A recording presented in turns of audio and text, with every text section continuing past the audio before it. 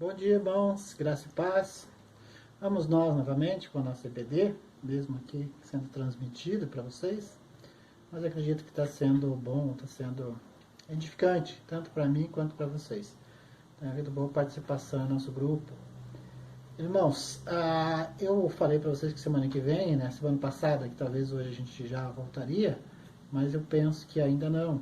Por recomendação do nosso presbitério, de pastores conhecidos, amigos, acredito que a gente já vai estender aí por mais um tempo. Vamos ver essa semana como que fica, vamos conversando e aí nós voltamos a tratar sobre isso. Irmãos, uma coisa que tem me incomodado, tem tocado realmente meu coração nesse período de cessar os cultos nas igrejas, é o porquê que Deus permitiu que isso acontecesse. Vocês estão pensando nisso? Estão preocupados com isso? Porventura isso já veio à mente de vocês, sem pensar por que Deus fechou todas as igrejas? Todas. Esse é um movimento praticamente mundial. Todas as igrejas. De todas as denominações. Que algumas, pouquíssimas, estão fazendo cultos, meio até clandestino, meio até escondido. No entanto, aí diria que 99% das igrejas fecharam. E isso preocupa vocês?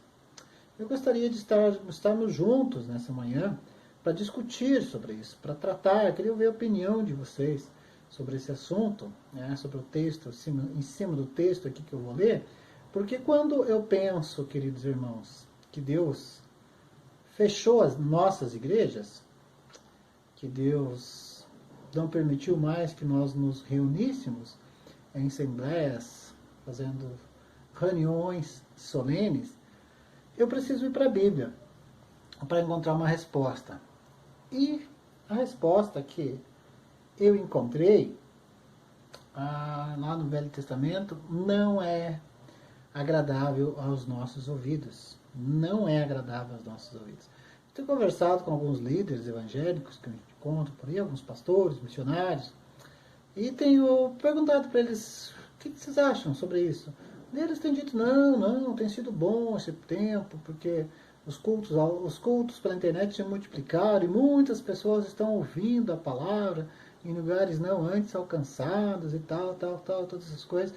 As igrejas estão mais unidas para fazer obra social.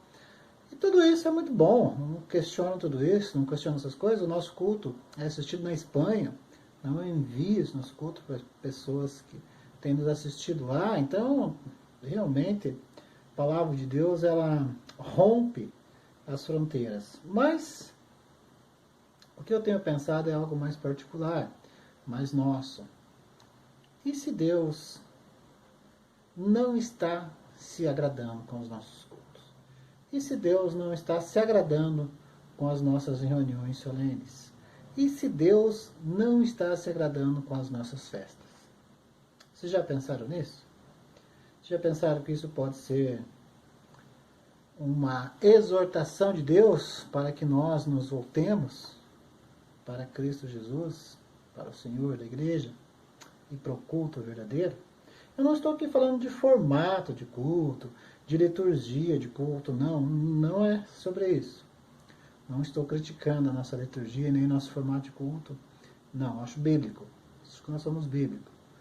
Acho que nós somos bem bíblicos. Não é isso. Mas eu quero ler com vocês aqui, Isaías 1, capítulo 1, versículo 10 ao 17.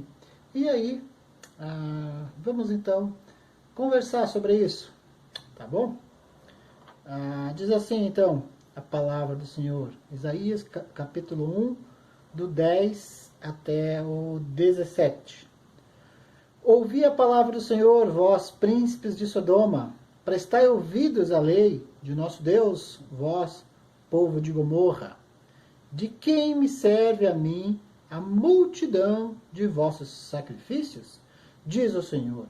Estou farto dos holocaustos de carneiros e da gordura de animais cevados, e não me agrado do sangue de novilhos, nem de cordeiros, nem de bodes.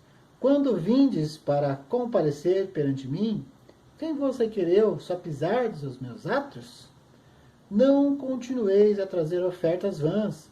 O incenso é para mim abominação.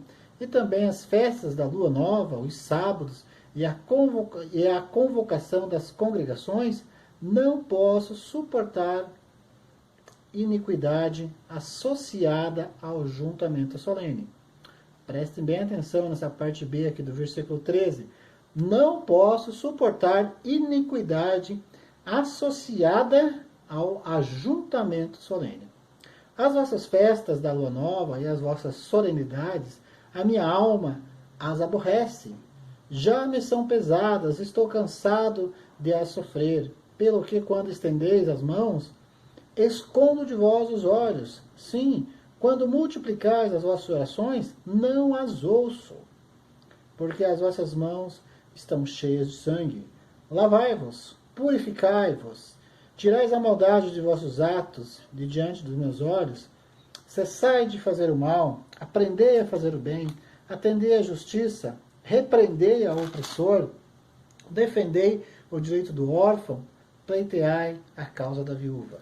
Irmãos, depois de um texto duro e difícil desse, eu acredito que nós precisamos orar. Senhor Deus, amado Pai, estamos, Deus, diante da sua palavra, Pai.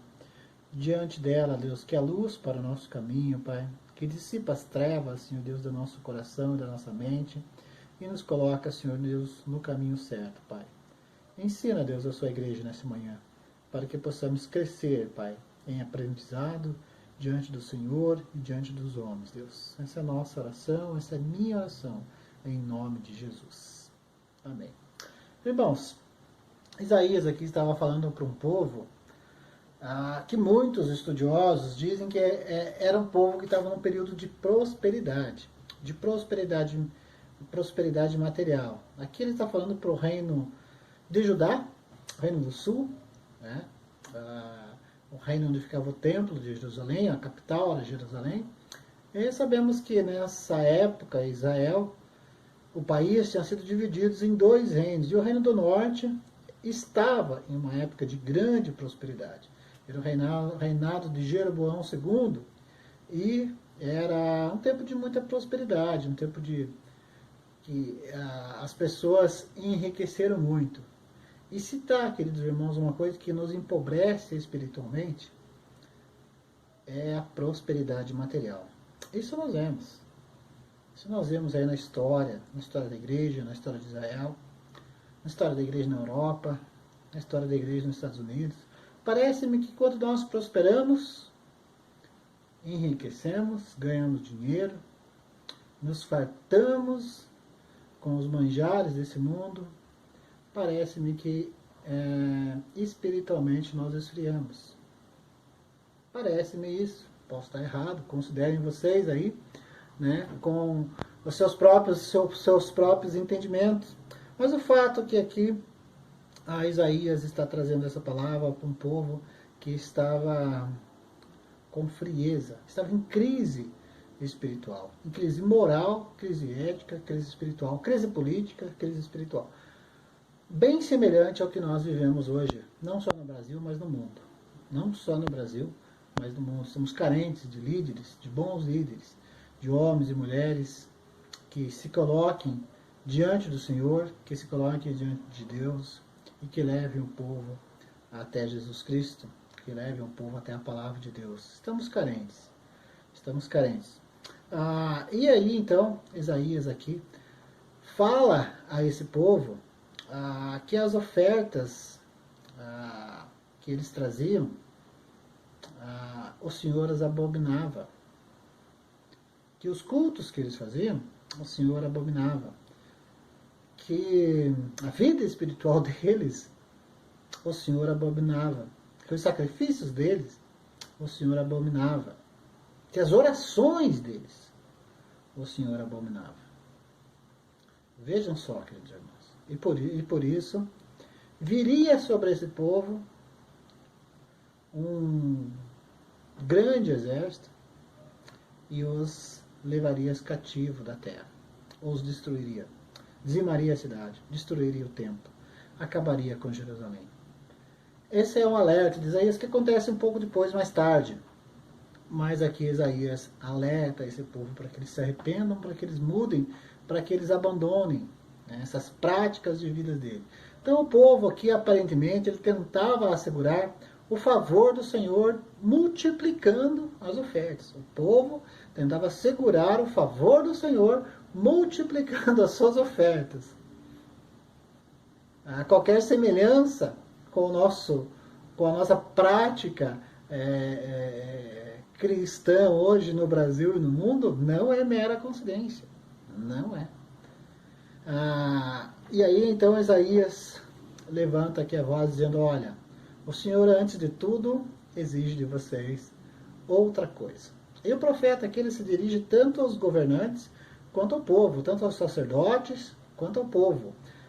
Essas palavras aqui que soam como a mais terrível repreensão, ele até traz, até apelida, até chama aqui Jerusalém pelos nomes de Sodoma e Gomorra. Não porque porque Jerusalém teria o mesmo fim que Sodoma e Gomorra, que foram completamente destruídas, mas porque o pecado de Jerusalém não era menor que o pecado de Sodoma e Gomorra. O pecado de Jerusalém não era menor que o pecado de Sodoma e Gomorra. E eu gostaria de estar na igreja agora olhando para cada um de vocês e gostaria de ouvir de vocês. Será que o pecado hoje da nossa geração, da nossa cidade, do nosso país é menor que o de Sodoma e Gomorra? Eu gostaria de ouvir essa resposta de vocês. Gostaria de estar na igreja com vocês e debater sobre isso. Será que é, queridos irmãos? Será que a nossa prática hoje de vida está diferente da de Sodoma e Gomorra? Será que a nossa sociedade está diferente? Pensem. Pensem sobre isso. Mas o fato aqui é que Isaías faz uma referência aqui no versículo 12, dos meus atos, que o povo entrava nos atos do Senhor, mostrando que ali era um lugar santo, não era um lugar comum. Quando a gente fala da sociedade estar corrompida, a sociedade não se apresenta diante do lugar santo do templo do Senhor. Quando a igreja está corrompida, queridos irmãos, é algo que é preocupante, porque nós, igreja, nós nos reunimos em nossas reuniões solenes.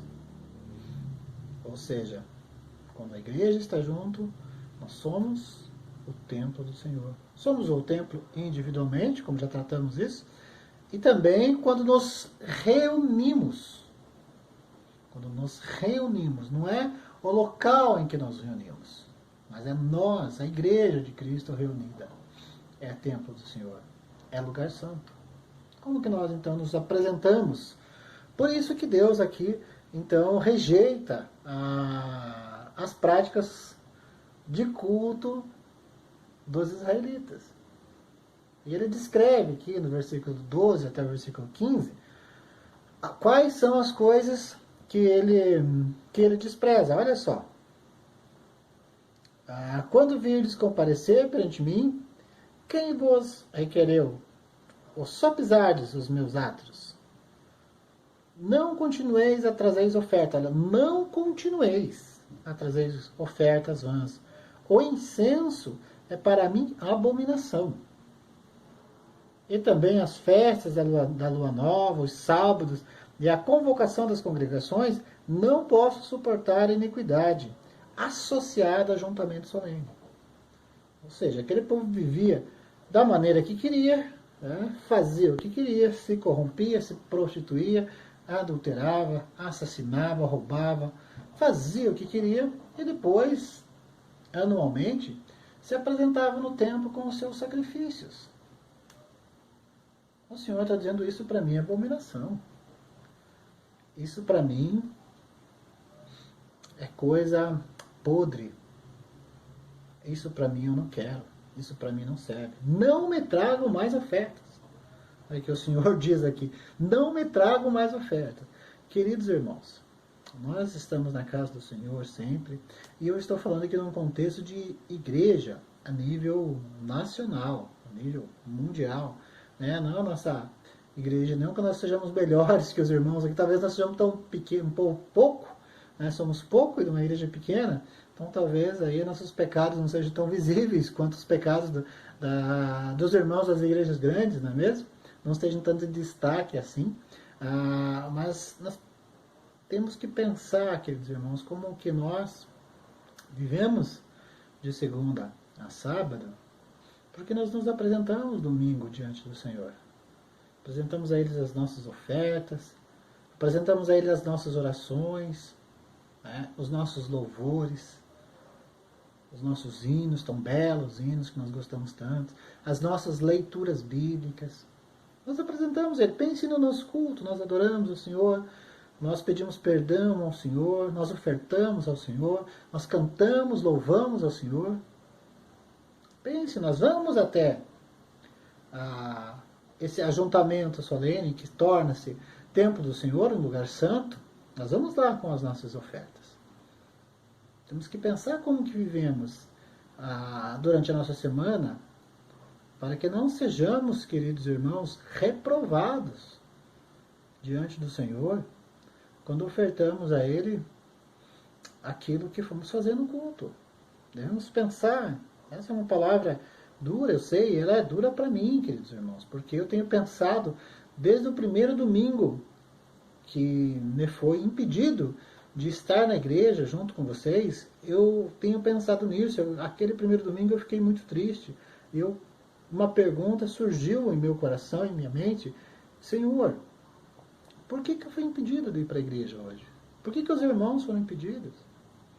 Nós nos embelezávamos, colocávamos uma bela roupa, tomávamos banho, fazíamos a barba, né? As mulheres passam maquiagem, nós perfumávamos e íamos para a casa do Senhor. Por que o Senhor, de repente, impediu? Sim, foi o Senhor, queridos irmãos. Foi Deus. Deus é soberano sobre todas as coisas.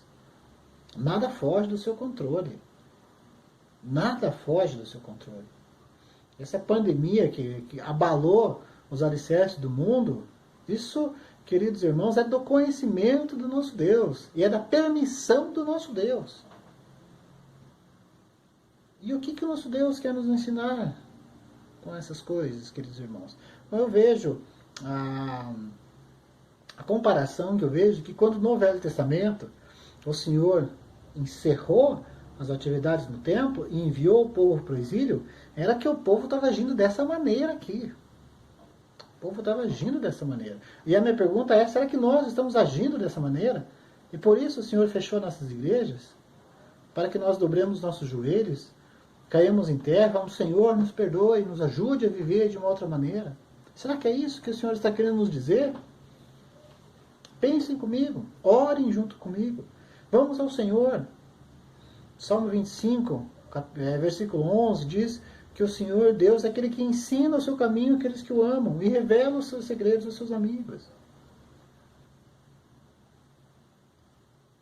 Vamos orar ao Senhor, vamos nos quebrantar ao Senhor, para que Ele fale conosco, para que Ele fale conosco. Não vamos ficar procurando informações em jornais, embora precisamos estar informados, mas não, vamos gastar, queridos irmãos, o nosso tempo, a nossa sabedoria, a nossa inteligência, buscando essa resposta no Senhor. Por que o Senhor permitiu que na nossa geração isso acontecesse? Essa é uma pergunta que o povo aqui parece que não fez. Então, queridos irmãos, essas coisas que haviam se tornado meros atos exteriores, os sacrifícios, as ofertas que o povo levava no templo, isso o Senhor abominava, porque ele requer uma verdadeira atitude que deles estava ausente, que é o que o Salmo 51, 16 nos diz: pois não te comprases em sacrifícios, do contrário eu te daria, e não te agrada de holocaustos. Sacrifícios agradáveis a Deus são o espírito quebrantado, coração compungido e contrito. Não desprezarás a Deus. Salmo 51, versículo 16 e versículo 17. Então eles realizavam essas coisas. Então, irmãos, como eu estava dizendo, essas são coisas, essas ofertas de sacrifício desse povo aqui, que nós estamos relatando, eram realizadas externamente. Nada mais eram do que gordura de animais e sangue de touros. E o Senhor não tem prazer nisso, porque, queridos irmãos, uma violação indigna dos atos de Deus é o que Deus jamais desejou. Eles deviam, então, parar de fazer aquelas ofertas. E quanto mais cedo parassem, melhor, porque elas eram enganosas e sem significados. Enganosas e sem significados. E quanto à festa, Deus aqui convoca, considera essas festas e essas convocações solenes, e era onde eram feitos frequentemente esses sacrifícios, ele aqui chama de abominação. E ele não consegue suportar a combinação de festividades e impiedade, como eles começaram a praticar. Olha só, Deus não suporta as festas junto com a impiedade. Um outro fator, queridos irmãos, que me chamou muita atenção nessa nossa quarentena foi a Páscoa. A Páscoa, queridos irmãos, é um dos momentos mais solenes do nosso calendário, do calendário cristão. Nós nos preparamos, os irmãos sabem. E, infelizmente, esse ano nós não podemos celebrar. Celebramos em família, é claro, oramos, fizemos isso em nossas casas, mas não podemos celebrar na igreja. Nenhuma igreja celebrou a Páscoa esse ano. Os irmãos não se reuniram para celebrar. Os irmãos não se reuniram para ouvir uma mensagem sobre o Cordeiro de Deus.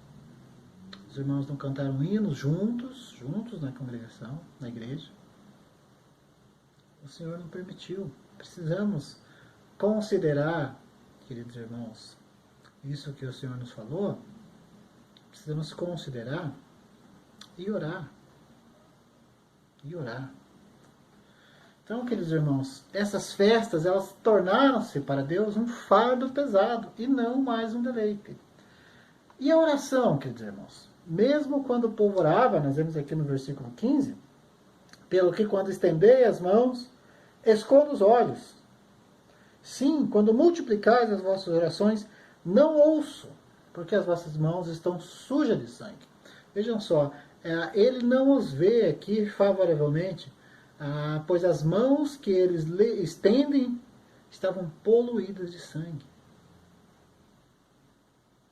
E aqui, queridos irmãos, é como resultado do assassinato direto, mas também é resultado da opressão exercida contra viúvas e órfãos, mediante a qual a vida, né, e o seu sangue é extraída desses pobres. A opressão aos pobres. E a falta de socorro aos pobres. Agora aqui então segue-se que o Senhor exige não sacrifícios, mas antes de tudo justiça. E que os israelitas então lavem as suas mãos sangrentas. Isto é, que eles evitem a injustiça. Porque a injustiça ofende os olhos de Deus. Abacuque 1,13 nos diz isso. E era para que eles aprendessem bem. Vejam só, queridos irmãos, a injustiça ofende os olhos de Deus. Agora, aquele que pratica injustiça durante a semana e se apresenta no culto de domingo com seus braços levantados, será que Deus ouve a sua oração? Será que Deus ouve? Isso é algo que me estremece, queridos irmãos. Me estremece. Porque eu sou homem, sou pecador, sou falho. Isso me estremece. A gente precisa amar a justiça. Amar a Cristo. Ele é a justiça. E também a semelhança, né, de Amós, que é um outro profeta que trabalha da mesma maneira que Isaías. Isaías tem em mente aqui outras passagens de maneira bem particular. A manutenção da justiça na vida pública. Como é a nossa vida pública? Como que nós mantemos a justiça na vida pública? O povo então precisava buscar a justiça ou o juízo e ser zeloso para manter essa justiça.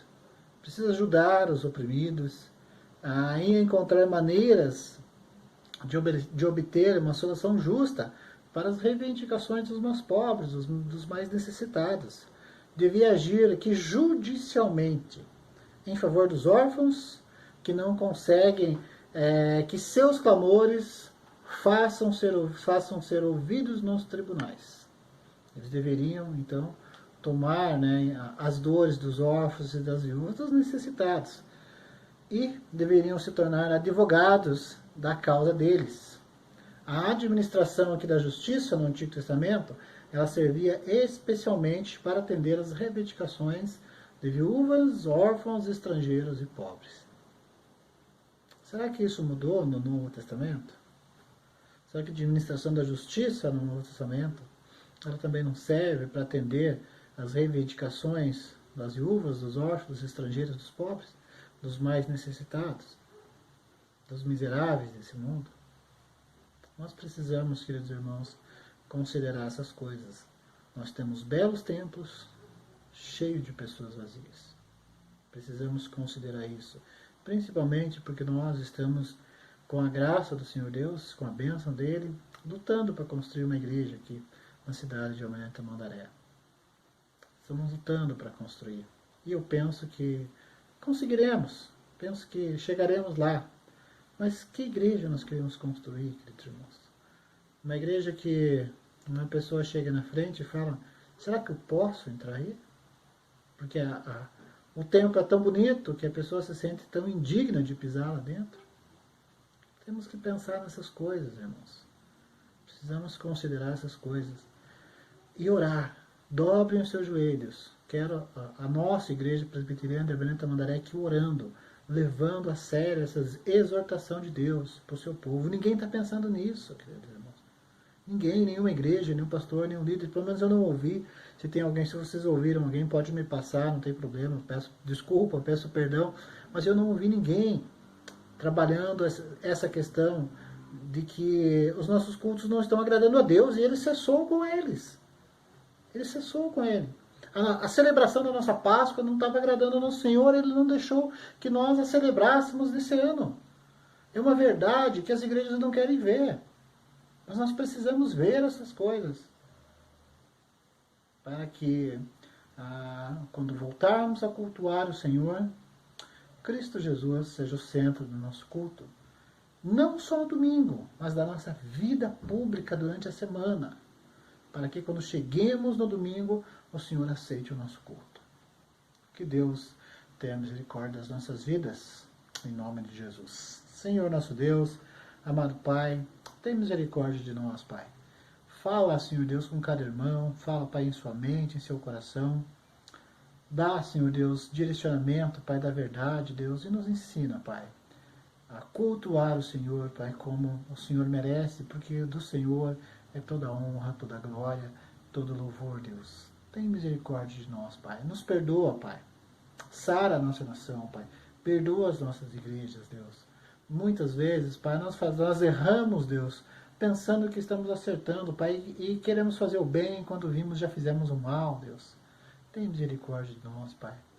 Desse teu povo, Senhor Deus, que é tão pequeno, que é tão fraco, mas que pela fé em Cristo Jesus, pela graça de Deus, e se agarrado no sacrifício de Cristo, chegará até os céus, até o paraíso, até a cidade celestial. Lá, os alicerces não serão mais abalados. Nos fortalece, Pai. E fala conosco, Deus. Queremos ouvir a Tua voz. Queremos que o Senhor fale aos nossos corações e que o Senhor nos ensine, Pai, que caminho devemos andar. Oramos, Pai, neste domingo, pedindo a Sua graça, a Sua bênção, e oramos em nome de Jesus. Amém.